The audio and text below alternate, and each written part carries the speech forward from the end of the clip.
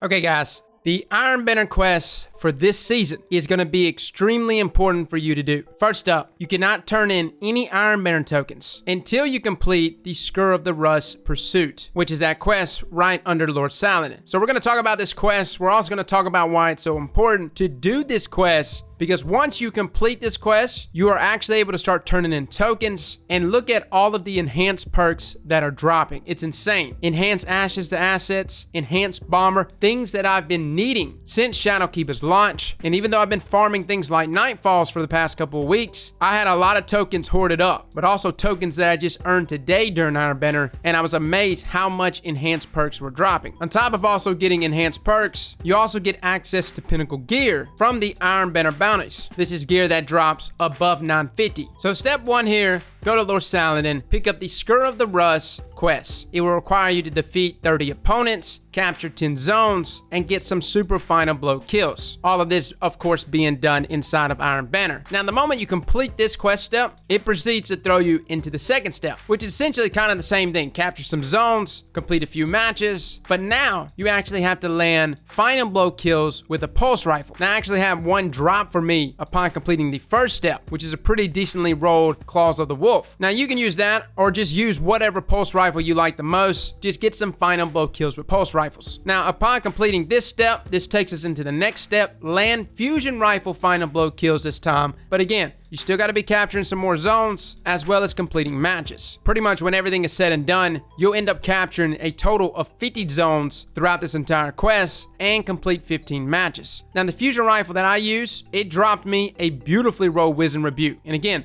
I'm not sure if this is just great RNG or maybe everyone gets this roll, but this is a beautifully rolled Wiz and Rebuke. It wrecks. So I would just use it, guys, if you happen to get this exact roll, or just pretty much any fusion rifle. If you got an Arantil, I saw some people using Telesto. I'm pretty sure Jotun can be used for this. Any fusion rifle to get 10 fusion rifle kills is perfect. Now, upon getting those fusion rifle kills, this opens the next step of the quest and requires submachine gun kills. So throw out something like Huckleberry. I don't promote Recluse, but you will see some Recluse gameplay here. I know, I'm ashamed. But lock down some SMG kills, and now this brings us into the next step, which is actually the step that held me up for a good hour. This step is bugged. It requires grenade final blow kills, or grenade launcher final blow kills. So I went in there, put on mountaintop, put on a grenade launcher in my heavy slot, proceeded to get kills with those weapons, and that progress bar never moved up. It is currently bugged. It's very likely it'll be fixed this week, but shout out to Cheese Forever for finding a workaround here. Essentially, all you have to do is just get a little bit of damage into an opponent with a grenade launcher. Don't kill them with it, just get a little bit of damage in them, and then finish them off with your other weapon. So of course, I just ride mountaintop and Recluse. I proceeded to shoot kind of someone in the proximity of enemies. It's really easy to kill them with mountaintop, and then proceeded to finish them off with Recluse. You do this 10 times, capture your final amount of zones for a total of 50 zones, and complete 15 matches of Iron Banner,